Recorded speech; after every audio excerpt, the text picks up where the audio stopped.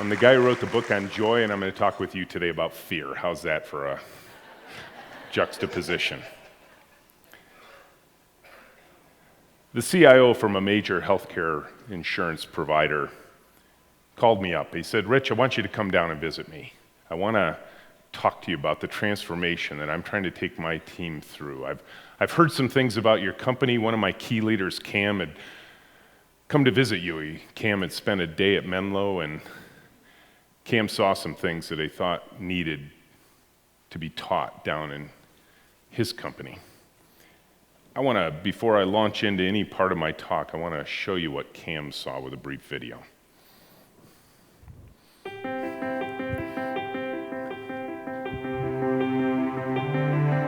Most organizations don't really spend much time thinking about their culture. Most organizations operate in chaos. Everyone wants to work on something that's bigger than themselves. I did. I started out in an industry that I was very excited about. Very quickly, I hit a trough of disillusionment. And by 1997, when I was promoted to vice president of product development, I wanted out. I wanted to get as far away from this industry as I could. And then in that moment, I decided to change the industry. And that's the story that I've captured in this book.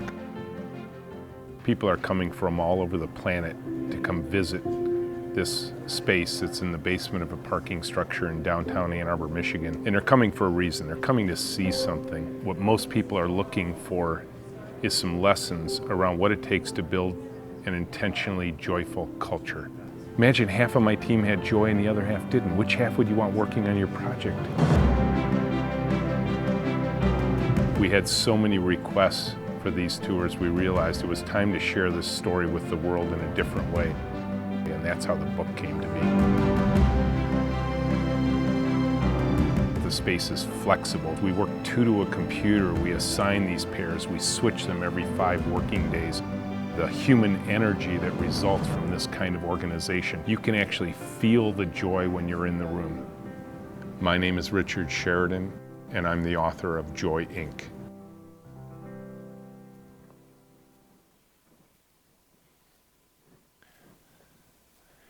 I wonder if we could bring the house lights up just a little bit. I want to see my crowd here. So I go and visit this CIO. I go down to his company. He wants to take me for a tour of his place. He wants to show me his team. But before we do that, he closes his door. He wants to have a serious conversation with me. He says, "Rich, in our organization, I had a disaster in November. Major milestone missed. Terrible quality delivered to our customers." He says the CEO, his boss, called him in and said, "Steve, one more like that? Well, let me tell you, your next deadline, April 4th, you better make that or else." And I looked at him, I said, "Or else what?" And he says, "Well, Rich, he wasn't specific, but I think you know what he meant." I said, "Yeah, that ought to make April 5th around here really interesting." So he asked me, he says, "Rich, how did you get to joy? Where did this come from for you?" And, for me, I have to say that I told him about this journey that I took from joy at this youthful part of my career where I thought the software industry was going to be one of the best industries ever. And then to fear, where I was taking the longest possible drives to work, and then back to joy with what I've created at Menlo. And you want to know, where did that come from? How did we get there? And I said, well, we created a culture of make mistakes faster. He says, "Rich, I don't want to hear about mistakes." He says, "That's what got me into trouble in the first place." I said, no, this isn't about making mistakes. This is about making mistakes faster. You see, if we create a culture of making mistakes quickly, we can correct them while they're still small. We can remove them before they kill us. You see, I view my job as leader and perhaps as multiplier. I hope my team views me like that. Is to pump fear out of the room.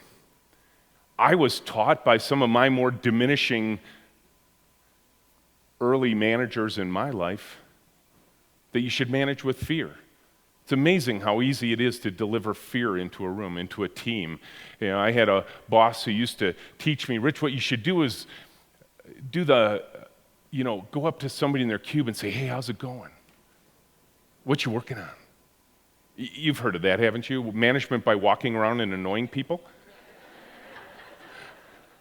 Right? We got rid of that guy. We killed that guy. We replaced him with a piece of yarn on a board. When I take people on tours of Menlo, I walk them through and I point up to the ceiling. I show them this HVAC system. I say, there's our culture right up there. They're like, what are you talking about? And I said, well, think about what an HVAC system does and think of it as a metaphor for your culture. Pump fear out of the room like a cold air return. Filter out ambiguity. Warm up the temperature to a nice safe temperature. Pump safety back in the room. If you create an environment where people feel safe, not an environment where people are striving to be safe, big difference between those two, isn't there? If you create an environment where people feel safe, they're going to want to collaborate with one another. Don't we all want better collaboration? Isn't that what you're teaching your customers to do? And if they begin collaborating, they trust one another. They start to invent, create, imagine, innovate. That's what we're all looking for. But the leader has to set the tone. And I can tell you it's hard. Everybody falls into this deadly paralysis of sunk cost thinking. If you're going to make a change, the biggest obstacle to change is the way you currently do things. Oh, we've invested so much in our current processes, we couldn't possibly afford to change them. We've invested, we've put all this sunk cost in, and it'd be the equivalent of somebody who built the Titanic wanting to go down to the bottom of the ocean and refloat it just because they spent so much money building it.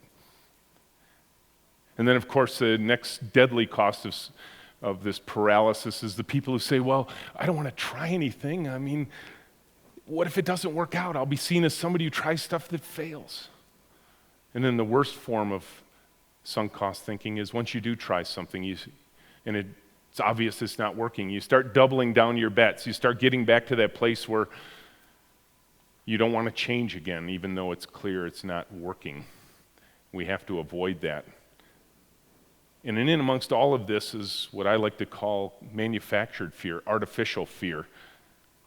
This is the really deadly cost within an organization. We saw that in the BS ad this morning. I love that, by the way. Right? Everybody else is saying one thing and you want to say something different, and you have this artificial fear in your organization. Let me tell you how costly this can be. Roger, a former insider at Martin Thiokol, the maker of the infamous booster rockets and suspect O-rings that led to the explosion of the Space Shuttle Challenger, offered the following thoughtful analysis of artificial fear at that company. He said, many opportunities were available to structure the workforce for corrective action, but the MTI management style would not let anything compete or interfere with the production and shipping of boosters. They lost sight of their purpose, didn't they?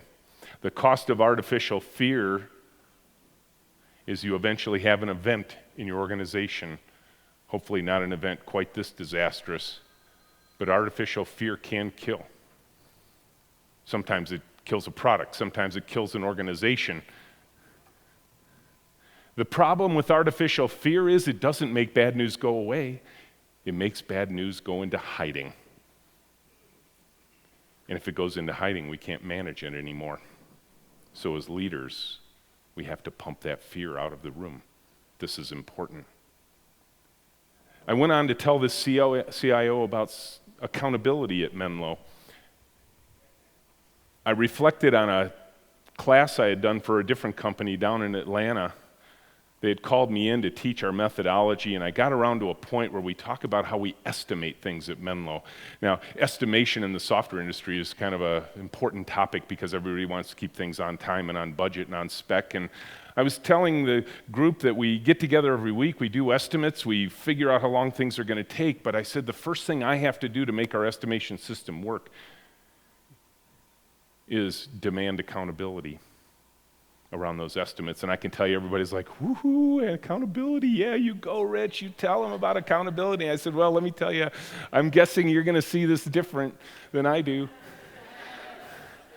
I said, because the first accountability I need to deliver is my accountability to my team. And I can tell you all the senior level leaders were looking at me like, what are you talking about? Accountability isn't something you give. Accountability is something you expect. I said, oh no. I said, the first thing I tell my team when I teach them about estimation is that you will never, ever be punished on our team for blowing an estimate. You'll never be cajoled. You'll never be intimidated. You'll never be made to feel bad about an estimate. If you miss it, that's okay. I can tell you the whole room went dead quiet at this point. I could see the looks in their eyes. They were like, this isn't going where we thought it was going.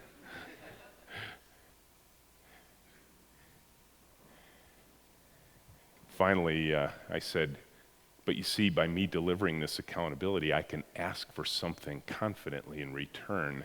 I can ask for information from the people who know it. I tell the team, look, all I want from you is this. As soon as you know you're going to miss an estimate, if you're 2 hours into a 16-hour task and you realize you misguessed, just raise your hand and share the information. Why are they willing to do that? Any guesses? Because they feel safe. There's no retribution. We've actually had to teach any project managers in the room or former project managers, we had to teach our project managers when they received this bad news to smile. Say thank you. You know how hard that is for a project manager? Project managers are the most OCD people on the planet, right? Oh, my perfect plan, don't mess with my perfect plan. Like, oh, it's bad news. Please don't give me, thank you. Oh, that's wonderful. How bad is it going to be?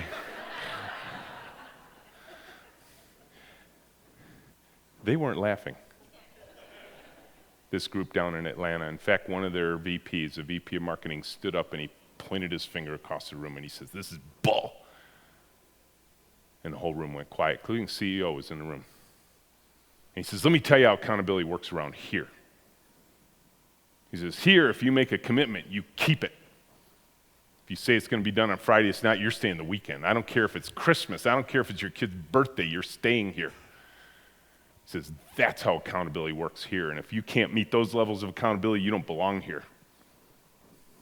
Now, I can tell you the whole room was quiet. Boy, we'll talk about a crucial accountability moment. And they're all eyes are on me. He was fired up. I was pretty calm. Heck, I'm the lightning rod. What do I care? I'm going to be gone the next day. He's already firing me. And I looked at him, I said, Steve, let's just pretend for a second that I switched to your version of accountability. Let's say that I moved my team to the way you work. What would happen? And it was like every cell in his body changed at this point. He realized at this moment the difference. And he said, well, Rich, he says, here's what would happen. You'd start missing deadlines. People would start lying about being done. Quality would go down the tube. You'd start destroying your customer relationships. In fact, you'd have exactly at Menlo what we have at our company. And he got it. I checked in with that company 2 years later, and they said that guy was not the same since. We run a lot of crazy experiments at Menlo. We plan with little folded pieces of paper so that people can actually see the estimates in real life. We use hot pink when we're trying to draw attention to things. A lot of people refer to us as the Amish of software development because we plan with paper.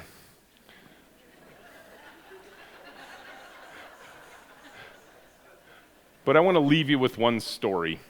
And you're going to think it's a story about dogs and babies, and it is a story about dogs and babies, but it's not a story about dogs and babies. What I want you to remember isn't the dogs and babies part. What I want you to remember is how to trust your team and run experiments. 7 years ago, Tracy had little Maggie.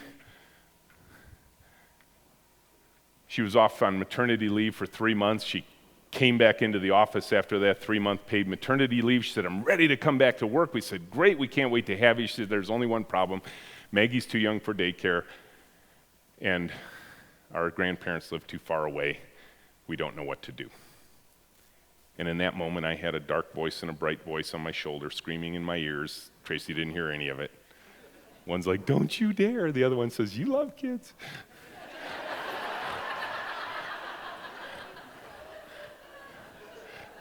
One said, HR will kill you. The other one says, you don't even have an HR department.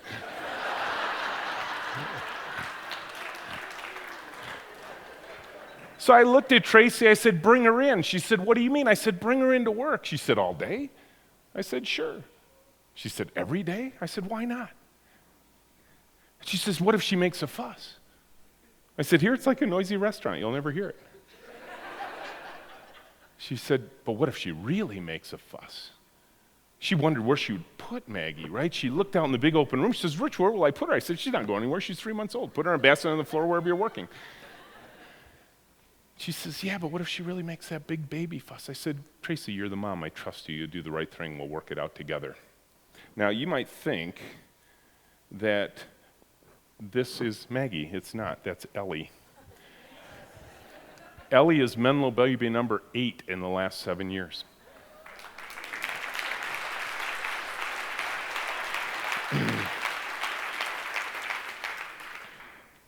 Ellie learned to pair program. Ellie learned how to design.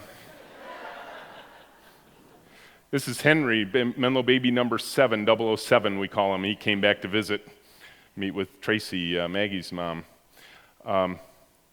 We discovered a number of surprises along the way when we brought the baby into the room. One was that it was seldom the mom that had to rescue the baby. The team was like, no, it's my turn to hold the baby. They got pictures of me holding Maggie while I'm checking email.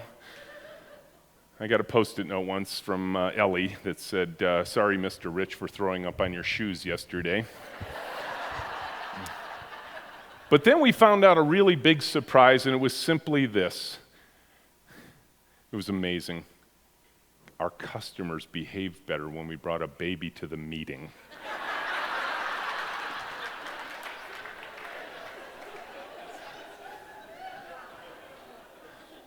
Joy. This is Henry learning how to manage. Hey, how's it going? What you working on? And yes, we even have dogs in the facility, but this is an interesting story. The gentleman in the red shirt, Michael, is a customer of ours. He's coming for one of our weekly show and tells, and he shows up with Megan and Laura. And he called up before the meeting, and he said, hey, do you mind if I bring Buster with me to the meeting? And we said, sure. Who's Buster? He says, my Great Dane. That's Buster. Buster's awesome. What dawned on me in this part of the story was simply this. If you can get your customers to start participating in your culture, you've created a very powerful culture indeed. Here's my big idea for you as you go back home, because I know what you're facing. I know what I was facing, and it's simply this. You come to a conference like this, you hang out with awesome people. I've talked with so many of you. It's such a great time together. You get energized. You're going to have 3 books. One of them you're going to read on the plane. It's going to be Joy Inc., by the way. And you show up on Monday morning, wherever you're working, and you're charged with new ideas, but then the day gets off to the races, doesn't it? The phone's ringing, the emails are there, the meetings are scheduled, and then you come up with an idea. You have some concept you brought back from here, and you say it to somebody, and they're like, oh, yeah, we tried that. Yeah, that won't work here. Oh, you don't understand. We've got a policy against that. Right? This is what happens, right? And then, boom, no more ideas. By Wednesday, you forgot about the conference. I want to arm you with one simple sentence. This is what I'm going to leave you with. The next time that happens, shrug your shoulders and say, yeah, I know. Let's run the experiment. Let's try it and see what happens. Pierce through that thin veil that defeats most new change initiatives and run simple, cheap experiments. Thank you very much.